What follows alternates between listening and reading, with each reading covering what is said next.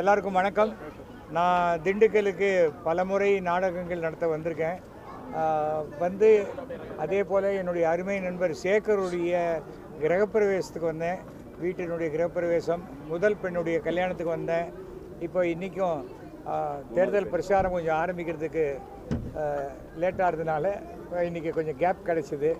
அதனால் இன்றைக்கி வந்துட்டு இப்போ மணமக்களை ஆசீர்வாதம் பண்ணிட்டு போகணுன்னு இந்த சமயத்தில் நான் எல்லாருக்கும் சொல்லிக்கிறது என்னென்னா, கல்யாணம் பண்ணிக்கிறோம், உடனே ஒரு வாரத்திலேயே சண்டை போடுறோம், அந்த மாதிரியெல்லாம் இருக்கக்கூடாது. அது வெற்றிகரமான திருமணம் கிடையாது.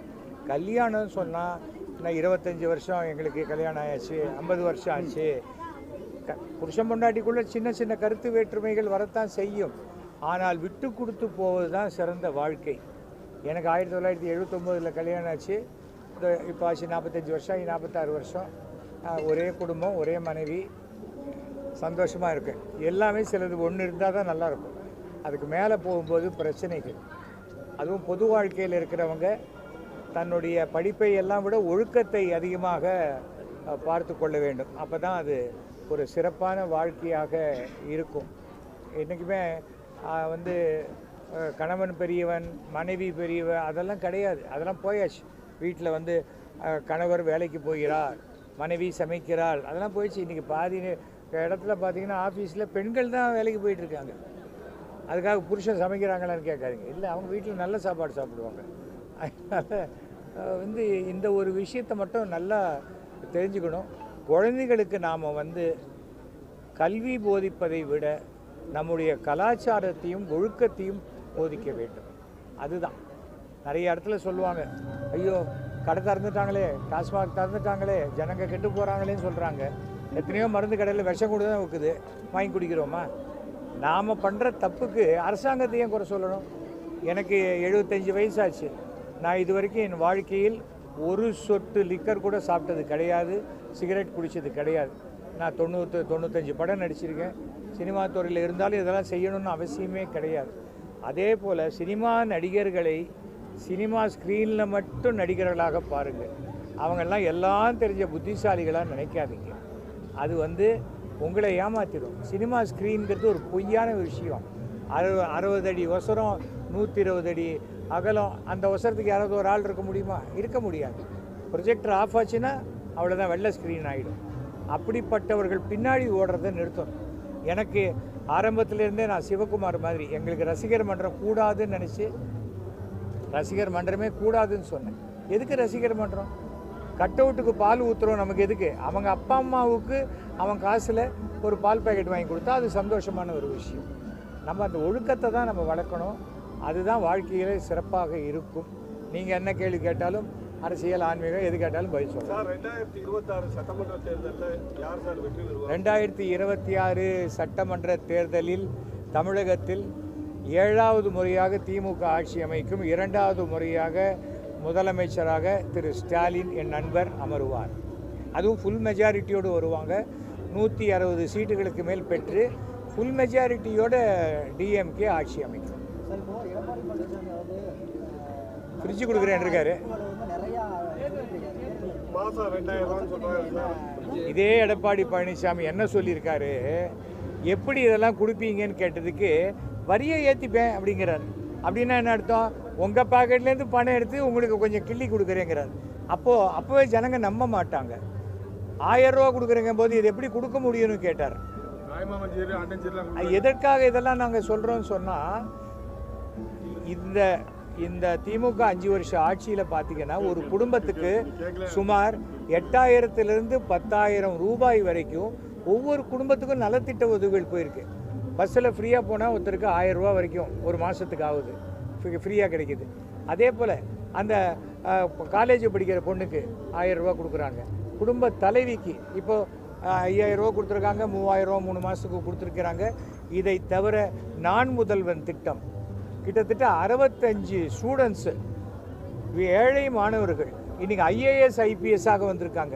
முன்னெல்லாம் IAS IPSனால் பெரிய பணக்கார குடும்பத்துலேருந்து தான் வரணும் அப்படின்னு நினச்சதெல்லாம் போய் இன்றைக்கி அடித்தட்டு மக்களும் வர முடியும் அப்படின்னு காட்டினது நம்முடைய இந்த திராவிட மாடல் திமுக அரசு. அதை நாம் ஒத்துக்கணும். அதுக்கு மேலே இது வந்து என்றைக்கு முதல்வர் சொன்னாரோ நான் எல்லோருக்குமான முதல்வர் அப்படின்னு சொன்னார். அது மாதிரி தான் எல்லாமே நடந்து கொண்டிருக்கிறது. அந்த ஒரு விஷயத்தில் திமுகவினுடைய எந்த நலத்திட்ட உதவியும் இனிமேல் அதிமுக செய்ய முடியாது. அதிமுக விட்டால் வேறு எந்த கட்சியும் செய்ய முடியாது. விஜய் ஒரு சொன்னார், யாரும் இலவசம் வாங்காதீங்க, 1000 ரூபாலாம் வாங்காதீங்கன்னு சொன்னவர் ஒரு தமிழ்நாட்டில் பிறக்கிற ஒவ்வொரு குழந்தைக்கும் ஒரு பவுனில் மோதிரம் பண்ணி போடுவேன். ஒரு நாளைக்கு 2000 குழந்தை பிறகுது தமிழ்நாட்டில். அப்போ ஒரு வருஷத்தில் எத்தனை குழந்தை பிறக்கும்? குழந்தை பிறக்கிறதுக்கெல்லாம் சனி ஞாயிறு லீவெல்லாம் கிடையாது. அது பாட்டுக்கு பிறந்துட்டு தான் இருக்கும். எங்கேருந்து கொடுப்பாரு? ட்ரம்ப்புக்கிட்டே அவ்வளோ கோல்டு இருக்காது. வாய்க்கு வந்ததை உணர வேண்டியது. விஜய் வந்து என்னுடைய நண்பருடைய மகன்தான். ஆனால் சினிமா வேறு, அரசியல் வேறுங்கிறத இந்த நிமிஷம் வரைக்கும் புரிஞ்சிக்காம திமுக தீய சக்தி, திமுக தீய சக்தின்னு சொல்லிக்கிட்டு அவர் போட்ட மீட்டிங்கில் 41 பேர் செத்து போனாங்க. சமீபத்தில் ஒரு பையன் செத்து போனான். அதுக்கு முன்னாடி 6 பேர் செத்து போனாங்கன்னு பார்த்தா அவர் என்னமோ கோயிலுக்கு நேர்ந்து விட்ட மாதிரி பலி கொடுத்துக்கினே போகிறாரே தவிர இவர் எப்படி வாழ வைப்பார்னு எனக்கு தெரியலை. ஏனென்றால் அவர்கிட்ட வந்து சேர்ந்தவங்கெல்லாம் மற்ற கட்சியிலேருந்து விரட்டப்பட்டவர்கள், மற்ற கட்சியில் வேறு வழி இல்லாமல் அங்கே நமக்கு போனி ஆகலைன்னு சொல்லி இங்கே வந்து ஒட்டிக்கிட்டவங்க. அப்படி இருக்கிறவங்க எப்படி அவங்களால வெற்றி பெற முடியும்? அவங்களுக்கு வந்து ஓட்டு வாங்குவாங்க.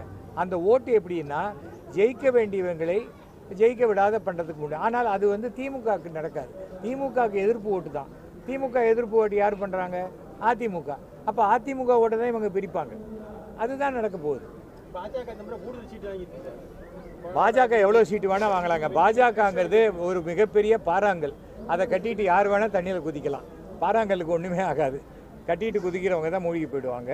தமிழ்நாட்டில் பாஜக என்பது குறைஞ்சபட்சம் பெருசாக அவங்க நினைக்கிற மாதிரிலாம் ஆட்சிக்கு வரணுங்கிறதெல்லாம் இன்னொரு 30 வருஷம் ஆகும். ஆனால் மோடியே 27க்கு அப்புறம் ஆட்சியில் இருப்பாரான்னு தெரியாது. இது ஏனென்றால் நான் மோடியை 2011 வருஷம் நான் சந்திக்கும் போது சொன்னேன், நீங்கள் இந்தியாவில் 3 முறை பிரதமராக இருப்பீங்க, அதுவும் 2027 வரைக்கும் தான் இருப்பீங்கன்னு சொன்னேன். 3 முறை பிரதமரானது பலிச்சிருச்சு. 2027 வரைக்கும் பலிச்சிருச்சுன்னா நாடு இன்னும் சிறப்பாக இருக்கும். ஏனென்றால் ஆர்எஸ்எஸ் என்பதனுடைய சித்தாந்தத்தை வைத்து தான் பிஜேபி ஆட்சி நடத்துகிறாங்க. அந்த பிஜேபியினுடைய ஆட்சி என்பது என்னன்னா சிறுபான்மையருக்கு எதிராக நடந்து கொள்ளக்கூடிய ஒரு விஷயம். அது தவறான விஷயம். இன்றைக்கி ஒரு கோவில் பிரச்சனையா நாங்கள் தான், ஏன் மற்ற கட்சியில் இருக்கிறவங்க கோயிலுக்கு போகலையா? விருப்பம் இருக்கிறவங்க கோயிலுக்கு போகிறாங்க. கோயிலுக்கு போகிறவங்களாம் ஒரு கட்சி, கோவிலுக்கு போகாதவங்களாம் ஒரு கட்சி கிடையாது. கோவிலுக்கு போகிறவங்களே பல கட்சியில் ஓட்டு போடுறவங்களாம் இருப்பாங்க. நாங்கள் வந்து மதுரையில் மாநாடு நடத்தினோம், முருகனுக்கு 4 லட்சம் பேர் வந்தான்னாங்க. சர்வசாதாரணமாக திருச்செந்தூரில் 7 லட்சம் பேர் வராங்க. நம்ம பக்தி வேறு. என்னுடைய பக்திங்கிறது எனக்கும் கடவுளுக்கும் நடுவில் இருக்கிற விஷயம். அதில் ஒரு கட்சி நயினார் நாகேந்திரன் உள்ளே பூந்து அரசியல் பண்ணால் அதெல்லாம் ஜனங்க நம்பவே மாட்டாங்க. நீ என்ன செய்ய போகிற? என்ன பண்ணாங்க? இப்போ நான் தேஜஸ்னு ஒரு ரயிலில் வந்தேன், இட்லி வடை வாயில் வைக்க முடியல. மத்திய அரசு டிக்கெட் எவ்வளோ விலை? கிட்டத்தட்ட 2000 ரூபா பிளேன் டிக்கெட்டு விலை.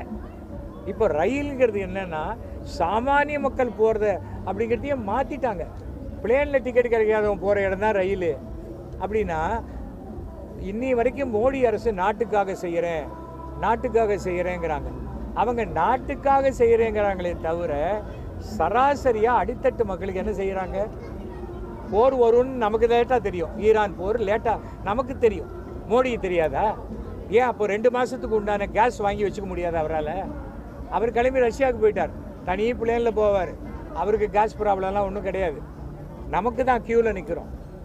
ஆனால் என்ன சொல்கிறாங்க, இங்கே கேஸ் அவ்வளோ தெளிவாக கிடையாது, எல்லோரும் நிற்கிறாங்க. ஏன்னா நமக்கு அடித்தட்டு உடனே. இப்போ பாருங்கள், இன்றைக்கி நான் சொல்கிறேன், எழுதி வச்சுக்கோங்க. 29 நமக்கு 23 தேர்தல் முடிஞ்சிடும், 29 கல்கட்டாவில் முடிஞ்சிடும்னு நினைக்கிறேன். 2ஆம் தேதிக்குள்ளே இந்தியாவில் குறைஞ்சபட்சம் 10 ரூபா பெட்ரோல் விலை ஏற்றுவாங்க, 50 ரூபா கேஸ் விலை ஏற்றுறாங்களா இல்லையா பாருங்கள். அவங்களுக்கு தமிழ்நாட்டு எலெக்ஷன்லாம் பெரிய பொறுப்பே கிடையாது. அவங்களுக்கு மத்திய அரசு நடத்தக்கூடிய அந்த தேர்தல் தான். ஆனால் மீண்டும் மத்திய அரசில் பாஜக ஆட்சிக்கு வருவது ரொம்ப கஷ்டமான ஒரு விஷயம். அவ்வளோதான். அதுதான் நம்ம சொல்ல முடியும். தனிப்பட்ட முறையில் யாரையும் எதையும் சொல்லக்கூடியதில்லை. இந்த தடவை மிக தெளிவாக திட்டமிட்டு மாண்புமிகு தமிழக முதல்வர் வந்து சீட்டு ஒதுக்கீடெல்லாம் ரொம்ப எக்ஸ்ட்ராடனரியாக பண்ணியிருக்கார். நிறைய பேர் கூட சொன்னாங்க, தேமுதிகவுக்கு எதுக்கு அவ்வளோ ஆனால் தேமுதிக என்ற கட்சி இன்றைக்கும் ஒவ்வொரு தொகுதியிலையும் 2000 5000 ஓட்டுகள் பெறக்கூடிய வலிமையில் உள்ள கட்சி. அப்படிப்பட்ட கட்சி. இப்போ எஸ்ஐஆர் வந்தது. எஸ்ஐஆருக்கு பிறகு 70 லட்சம் ஓட்டு தமிழ்நாட்டில் குறைஞ்சிது. அப்படி பார்த்தாலும் அந்த ஓட்டில் மிக குறைச்சலான ஓட்டுகள் குறைஞ்சிது திமுக கட்சியில் மட்டும். ஏன்னா அவங்க ஒரு வருஷத்துக்கு முன்னாடியே பிளான் பண்ணி இதை எப்படி டீல் பண்ணணும் அப்படின்னு அவங்க பண்ணினாங்க. அதனால குறைஞ்சிது. இப்போது வெற்றி தோல்வியே பார்த்தீங்கன்னா 1000 ஓட்டு 2000 ஓட்டு 1500 ஓட்டு வரும்போது அந்த இடத்துலலாம் தேமுதிகவினுடைய பங்கும் விடுதலை சிறுத்தைகளுடைய பங்கும் மிக அதிகமாக இருக்கும். இதுதான் அந்த கால்குலேஷன். ஆனால் இதை வந்து தீய சக்தி அதெல்லாம் சொல்கிறவங்களுக்கு அதை விட்டால் வேறு வார்த்தை தெரியல. அவ்வளோ இல்லை சார். இப்போ தாவேகா தலைவர் வந்து இதுவரையிலும் வெளியில் அவ்வப்போது தான் வராரு. இப்போ தேர்தல் பிரச்சாரம் ஆரம்பிச்சு தாவேகா தலைவர் அப்படிலாம் இல்லையே. இப்போ வளகாப்புக்கு போயிருக்காரு பாம்பேக்கு. அவர் எவ்வளோ வேலையெல்லாம் பண்ணுறாரு. அவர் ஏங்க பிரச்சாரத்துக்கு வரணும்? அவர் அங்கே நின்ன இடத்துலையே அப்படியே அவர் எல்லார் வீட்லேயும் தான் விஜய் இருக்காங்களே. ஆனால் அந்த விஜய்க்கெல்லாம் 18 வயசு ஆகலை. அதான் பிரச்சனை. ஓட்டு இல்லை. அதாவது உளறதில் உச்சகட்டமான உளறல். அதாவது அரசியலே தெரியாமல் வெறும் சினிமாவில் எழுதி கொடுத்த வசனத்தையே பேசிக்கிட்டு ஸ்டேஜில் வந்து இறஞ்சி கத்துறது போகிறது. அந்த அப்படியே சினிமாவில் கை தட்டுவாங்க. தாய்மார்களே ஓட்டு போடுங்க, தாய்மார்களே எங்களை ஆதரிங்கன்னு ஏன் சொல்கிறாங்க அத்தனை கட்சியும்? தாய்மார்களுக்கு இருக்கிற பொறுப்புணர்ச்சி அவங்க காசில் படிக்கிற குழந்தைங்களுக்கு கிடையாது. எந்த வீட்டில் அப்பா அம்மா காசில் பொறுப்பு இல்லாத சுற்றுறாங்களோ அந்த பசங்க தான் இந்த தாவேகால உறுப்பினராக இருக்காங்க. இதுதான் அவங்களுக்கு விஷயமே தெரியாது. எத்தனை மாவட்டம் இருக்குதுன்னு சொல்லுங்கள், எத்தனை நலத்திட்ட உதவி பண்ணியிருக்குன்னு சொல்லுங்கள், என்ன பண்ணுவாங்கன்னு சொல்லுங்கள். இல்லை அவர் நல்லா பண்ணுவார், என்ன பண்ணுவார், சூப்பராக பண்ணுவாருங்க, இப்படியே சொல்லிகிட்டு இருந்தால் என்ன பிரயோஜனம்? நாமளும் யாரும் சிந்திச்சு பார்த்து ஓட்டு போடுங்க. கலைஞர் எனக்கு தெரிந்த வரைக்கும் நான் கலைஞரோட 50 ஆண்டுகளாக பழகினவன். ஸ்டாலின் அவர்களோட 40 ஆண்டுகளுக்கு மேலே பழகினேன். ஜெயலலிதா அவர்களோட 92லேருந்து பழகினவன். மோடி அவர்களோட 2012லேருந்து பழகினேன். நான் ரொம்ப அளவுக்கு அதிகமான நேர்மையாக இருந்ததுனால தான் என்னை எந்த கட்சியிலையும் வச்சுக்கல, வெளில அனுப்பிச்சிட்டாங்க. அதனால தான் இனிமேல் எனக்கு எந்த கட்சியும் வேண்டாம் அப்படின்னா நான் திமுகவில் சேர்ந்துட்டேன் நிறைய பேர் நினைக்கிறேன். இல்லை, நான் திமுகவுக்கு ஆதரவாளர். மாண்புமிகு தமிழக முதலமைச்சருக்கு மனதுக்கு நெருக்கமான ஒரு நண்பனாக இருக்கிறேன். இது எனக்கு வாழ்க்கையில் பெருமையாக இருக்கும். நீங்கள் மயிலாப்பூரில் நிற்க போகிறீங்களான்னா நான் எங்கள் வீட்டு வாசல் நின்னாலே மயிலாப்பூரில் நிற்கிறது தான். ஏன்னா என் வீடே மயிலாப்பூரில் தான் இருக்குது. நான் எதுக்கு மயிலாப்பூரில் நிற்கணும்? ஏற்கனவே கட்சிக்கு உழைச்சவங்க எத்தனையோ பேர் இருக்காங்க, அவங்க நிற்கட்டும். அவங்களுக்கு நான் போய் பிரச்சாரம் பண்ணுறேன். எனக்கு தமிழகம் முழுவதும் திமுகவுக்காக இந்த தடவை நான் பிரச்சாரம் பண்ணி நான் திமுக வெற்றி பெறுவதற்கு ராமருக்கு அணில் உதவின மாதிரி என்னுடைய உதவி இருக்கும். இந்த இடத்துலேயே பாருங்கள், எனக்கு எக்ஸ்ட்ரா சீட்டு கொடு, எனக்கு எக்ஸ்ட்ரா சீட்டு கொடுன்னு கேட்டாங்க. ஆனால் கமலஹாசன் வேண்டாம், எனக்கு என்னால் உங்களுக்கு சிரமம் வேணாம், அதான் பெருந்தன்மை, அரசியல் நாகரிகம். இந்த 2 சீட்டுனால என்ன வந்துட போகுது அப்படின்னு அவர் நினைச்சார்.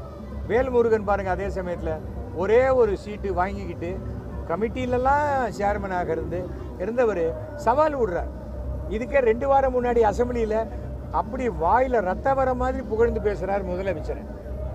அவருக்கு 2வது சீட்டு இல்லைன்னொன்னே மறுபடியும் வாயில் ரத்தம் வர மாதிரி கெட்ட வார்த்தையில் தேவையில்லாத அசிங்கமாக பேசுகிறேன். எதுக்கு? அப்போ அந்த நம்முடைய வேல்முருகனுக்கு அவ்வளோ பெரிய மக்கள் சக்தி இருந்தால் அவரே பண்ருட்டில் சுயேட்சையாக நின்று ஜெயிக்கட்டுமே. அவருடைய சாதனை என்ன? டோல்கேட் அடித்து உடைச்சது தான். வேறு என்ன சாதனை? அவர் எங்கேருந்து வந்தார்? பாமகலேருந்து வந்தார். ராமதாஸ் ஐயா கிட்டேருந்து தானே வந்தார். ராமதாஸ் அவர்களுக்கும் அவர் மகனுக்கும் சண்டை இருக்குது. ஆனால் வன்னியர்களாக இருப்பவர்கள் யாருமே தந்தையை அவமதியாரை செய்யும் மகனை மதிக்க மாட்டார்கள். யாருமே எந்த ஜாதி அந்த ஜாதி இல்லை, எந்த ஜாதியிலுமே அப்பாவையே ஒரு மகன் எதிர்க்கும். ஒரு அப்பாவினால் தானே மகனை வெளியில் வர்றார். அவரே எதிர்க்கிறதுங்கிறது எனக்கு தெரிந்த வரைக்கும் கோர்ட் ஆர்டர் படி மாம்பழம் இந்த தேர்தலில் முடக்கப்படும். அவங்களும் ஒரு வேளை தாமரை சின்னத்தில் நிற்கலாம், மறுபடியும் பாறாங்கல்ல கட்டிட்டு தான் நிற்க போகிறோம்.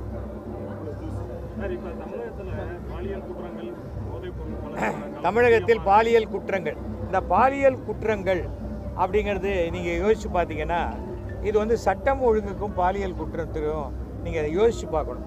இப்போ எங்கள் வீட்டில் பீரோ வேணால் பூட்டாக போயிட்டேன், ஒரு திருடன் வந்து எடுத்துகிட்டு போயிட்டான். இதுக்கு சட்டம் ஒழுங்கு சரியில்லை நான் சொல்ல முடியுமா? ஒவ்வொரு குழந்தைகளும், பெண் குழந்தைகளுடைய தாய் தந்தையர்கள் அவங்க குழந்தைகளை பத்திரமா பார்த்துக்கணும். அது வந்து காட்டுக்கு போய் பாத்ரூம் போகிறேன்னா கூட கூடைக்கு துணைக்கு யாராவது போகணும். ஏனென்றால் நாம் வந்து முதல்ல நமக்கு வந்து சுதந்திரம்ங்கிறது வேற, பாதுகாப்பு வேற. நாம் முதல்ல பாதுகாப்பாக இருக்கணும். தமிழ்நாட்டினுடைய மொத்த ஜனத்தொகை எவ்வளவு? 10 கோடி பேர். நீங்கள் சொல்கிற இந்த மாதிரி பாலியல் குற்றச்சாட்டு 3 நடந்திருக்கா, 4 நடந்திருக்குமா? யோசிச்சு பாருங்க. இதனால் ஆனால் பாலியல் குற்றவாளிகளுக்கு அந்த ஷூட் அட் சைட் மாதிரி தண்டனை உடனடியாக நிறைவேற்றப்பட்டு அவளுக்கு நேரடியான மரண தண்டனை. இந்த போலீஸ் என்கவுண்டர் பண்ணும்போது உடனே ஐயோ மனித உரிமையிலேருந்து ஓடி வந்துடுறாங்க. அது எப்படி நீ சுடலாம்? அவர் பெரிய ரவுடியாச்சே, அவருக்கு நீ பிரியாணினா போட்டு ஜெயிலில் வச்சுருக்கணும், அப்படி தானே பேசுகிறாங்க. உங்கள் வீட்டில் ஒரு பொண்ணு பாதிக்கப்பட்டா அந்த பாதிக்கப்பட்டவனை உடனே சுடணும்னு தோணும் இல்லையா? Lockup death. அதே தான் சில போலீஸ்காரர்கள் மிருகத்தனமாக நடந்து கொள்கிறார்கள். அவங்கள என்ன பண்ணுறாங்க? சஸ்பெண்ட் பண்ணுறாங்க. சஸ்பெண்ட் பண்ணக்கூடாது, அவங்கள சஸ்பெண்டே பண்ணக்கூடாது, டிஸ்மிஸ் பண்ணணும். அவங்க கோர்ட்டில் போய் ப்ரூவ் பண்ணி நான் குற்றமற்றவன்னு ப்ரூவ் பண்ண பிறகு மறுபடியும் வேலைக்கு சேர்த்துக்கிட்டோம். நமக்கு உலகத்தில் இருக்கிற அதே சட்டங்கள் தான் நமக்கும் இருக்குது. ஆனால் நம்மக்கிட்ட தண்டனை மாறுபடுகிறது.